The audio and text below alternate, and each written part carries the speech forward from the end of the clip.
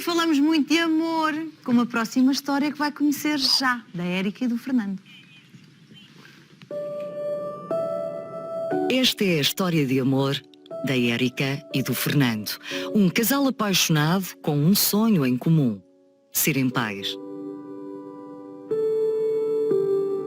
Mas o destino trocou-lhes as voltas quando Fernando foi diagnosticado com uma doença hereditária, vulgarmente conhecida como a doença dos pezinhos. Depois de 3 tentativas de fertilização mal sucedidas e 10 anos depois, Érica e Fernando receberam finalmente a notícia que mais desejavam. E a partir desse dia, celebram o resultado desse amor. Olá, Érica. Olá, Fernando. E o resultado deste amor chama-se? Lana. Lana, que eu estou a ouvi-la para aí. Ela anda aí a brincar. Finalmente conseguiram. Mas foi um percurso com muitas curvas, não é? Foi muito Isto difícil. tudo começa ainda no Brasil. Vocês são naturais do Brasil. Sim. Sendo que há aqui descendência portuguesa, da parte do Fernando, não é? Sim, a família do meu pai é basicamente do norte aqui de Portugal, né? Sim. É. E o seu pai também sofria desta doença? Sim, não é? meu pai ele teve, né, essa doença e quando eu tinha mais ou menos 18 anos que ele faleceu, né? Então, ele tinha aproximadamente 44 anos. Mas há aqui uma abordagem do seu pai à doença, porque é um diagnóstico feito já tardiamente, não é? Já em adulto. Sim. Mas o seu pai quase que negou esta doença, não foi? Sim, Portanto, ele escondeu, foi isso? Foi isso. Quando ele descobriu que ele tinha a doença, né, então ele já sabia, assim, das informações sobre o que se tratava a doença, porque é uma doença hereditária, já tinha na família já há algum tempo, Sim. né? E ele reuniu nós, né, os filhos, né, a minha mãe, e contou que era uma doença que tinha na família, né, e que cessava na geração dele, que essa doença não iria passar para os filhos, né? Então a gente acreditou, a gente não conhecia nada sobre a doença, eu era muito novo, eu era criança, né? E a gente acreditamos e fomos viver normal, né? Aí quando o meu pai faleceu, eu tinha 18 anos, né? E eu também não tinha nenhum sintoma. Os primeiros sintomas em mim só foi aparecer quando eu tinha por volta dos 28 anos.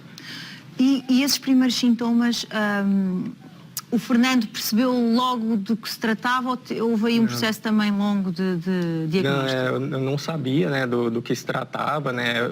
Eu tive Quais é que foram os primeiros sintomas? Os primeiros sintomas comigo foi algumas complicações na parte urológica, né? Com dificuldade, né? Alguma coisa assim. E sensibilidade nas pernas, né? Falta de sensibilidade, temperatura, né? Então eu não sabia o que era, ia atrás de um urologista, ia atrás de outro médico e sempre diziam que era alguma coisa da minha cabeça, né, que eu não tinha nada, né.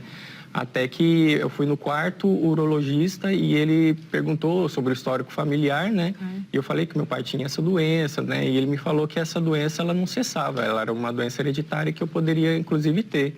E aí que ele me direcionou para uma médica especialista neurologista lá em São Paulo, para poder fazer o teste que foi diagnosticado como positivo. Portanto, aquilo que achavam que não iria acontecer, aconteceu. Aconteceu. Nesta fase, vocês já estavam casados há bastante tempo, casaram muito novinhos, de resto, não foi? Sim. A gente já casou em 2004, né? Foi em 2004. E quando a gente resolveu ter filho, já tinha estabilizado a vida, ele começou a ficar doente. E aí a gente mudou as nossas prioridades, mudou o percurso do que a gente tinha planeado desde o início. Esta mudança para Portugal dá-se precisamente à procura de um tratamento, não é? Ou de maior qualidade de vida. O que é que vos diziam no Brasil em relação a esta doença? No Brasil diziam que, assim, o único tratamento que eu poderia fazer era o transplante de fígado, né? E a partir desse momento eu já quis fazer o transplante, né? Entrei na fila de transplante para fazer no Brasil e depois de aproximadamente 10 meses eu fiz o transplante. Só que no Brasil é difícil porque, como é uma doença que não é rara, né? E tem poucas pessoas no Brasil que têm essa doença, não tem nenhum outro tipo de tratamento para cuidar dos sintomas, né? E para dar algum suporte além do transplante. Então, viemos para cá, para Portugal, a passeio e conhecemos essa parte que cuida, né, toda do tratamento, a Associação Portuguesa de Paramiloidose, né, que dá muito suporte para os doentes também. Então, depois disso, resolvemos mudar para cá para ter um melhor acompanhamento nesse sentido. E quando dizem mudar para cá, é com tudo. Portanto, venderam o que tinham no Brasil e vieram para Portugal à procura de uma maior qualidade de vida. Em definitivo, a certeza que a gente tinha aqui para o Brasil, a gente não ia voltar mais. Então, a gente veio já decidido a ficar definitivamente. E como é que tem sido? Já estão cá desde 2013, desde 2013. setembro, sim. E como é que tem sido desde então? Tem sido. É porque como só nós dois, né, viemos para cá sozinhos, sem familiares, né, então é mais nós dois mesmos, né. Então tem sido bom, né, porque a gente tem se curtido bastante. E este sonho de serem pais já era um sonho que tinham há muito, não é? Foram tentando, não conseguiram, mas entretanto tentaram mesmo a fertilização, que também não correu pelo melhor, as primeiras vezes. A gente, assim, quando nós viemos para Portugal, o plano de ter filho já tinha sido descartado, porque no Brasil nós fomos a um especialista muito famoso e ele disse que a doença já tinha avançado no Fernando num estágio em que era impossível ter um filho dele. Só recorrendo, se eu quisesse ficar grávida, nós teríamos que recorrer ao banco de sêmen, caso contrário não teríamos um filho dele. E nós deixamos esse sonho de parte. A nossa prioridade era a qualidade de vida para ele. E foi isso que nós viemos buscar e a possibilidade de ter filhos descartada. Em uma consulta com uma das médicas que acompanha ele, ela questionou. A gente nem sequer falava mais do assunto. Pois, já nem sequer punham essa questão. Portanto, a médica é que vos perguntou. Ela perguntou, eu falei, doutora, aconteceu isso e nós não pensamos mais. Ela, mas eu acho que valia a pena uma segunda opinião. E nos encaminhou para o hospital no Porto, São João. Sim. E hipótese alguma disseram contrário. Não disseram que... Nunca falaram que era impossível. Sempre deixaram... nós ficamos sempre cientes da realidade, que é a dificuldade da fertilização, mas em momento algum disseram, olha, é impossível ter um filho do Fernando. E começamos a fazer todo o tratamento. Para o caso da doença, tem que fazer seleção genética, para o embrião não herdar a doença do pai. Claro, sim. E correu logo bem à primeira? Não. O que é mais comum é não correr bem. E no nosso caso ainda dificultou mais, porque essa parte de fazer a biópsia e ter o embrião que não desenvolve a doença faz com que dificulte ainda mais o processo. As probabilidades são menores. Muito menores. Então, assim, no nosso caso teve uma altura que chegou a ser nula, porque a primeira tentativa, 100% dos embriões manifestaram a doença. Pois. Ou seja, se nós tivéssemos um filho, era certeza absoluta que teria herdado a paramiloidose, sim. E depois na segunda fertilização? Na segunda fertilização, nós ficamos grávidos de gêmeos. E teve essa perda. Mas assim, foi importante, foi necessário para o processo que isso acontecesse. E acho que nos deixou mais fortes, né? Mais unidos. E quando tudo aconteceu, a única certeza que a gente tinha é que a gente não ia parar.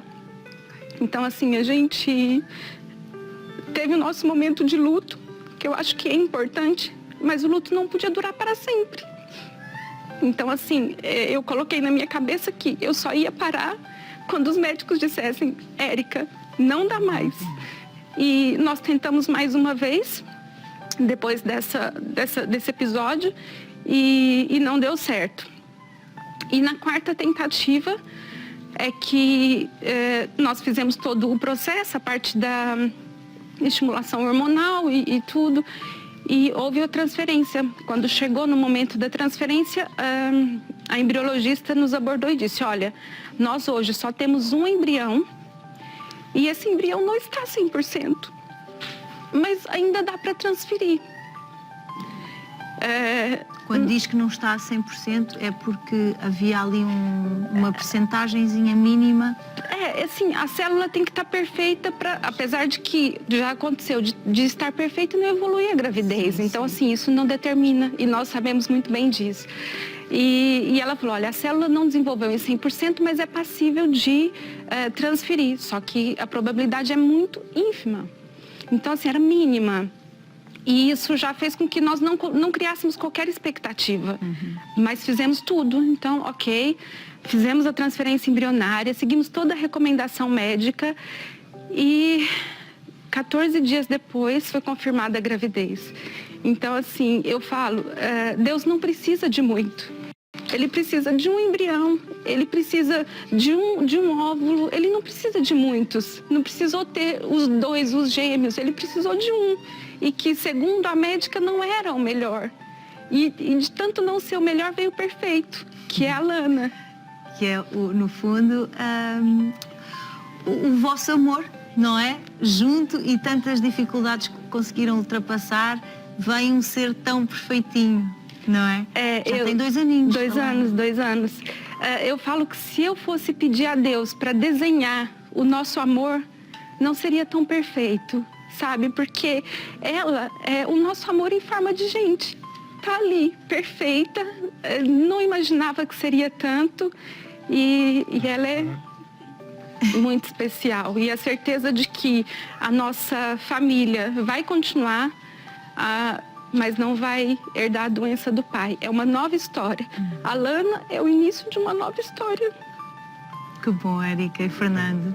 E é bom ver-vos assim, porque estas lágrimas são de felicidade, de tantos obstáculos que ultrapassaram. Agora o Fernando, como é que se sente neste papel de pai? Nossa, para mim, quando ela nasceu, foi o dia mais feliz da minha vida, né? Eu nunca imaginava que eu poderia ser pai, né? Então, para mim, foi uma grande realização. E em relação à evolução da doença, está controlado? Sim, após o transplante, alguns sintomas da doença, elas param, né? Então, é importante manter o acompanhamento com os médicos, né? E tomar os medicamentos necessários para não evoluir tanto a doença e cuidar dos sintomas, né? Mas a doença em si, ela não tem cura, né? Sim. Ela é uma doença autoimune, então até hoje ela não tem cura. Mas a qualidade de vida tem sido outra, não é? Tem. Então agora com a Lana, imagino que seja uma alegria constante. É um renovo, sem dúvida.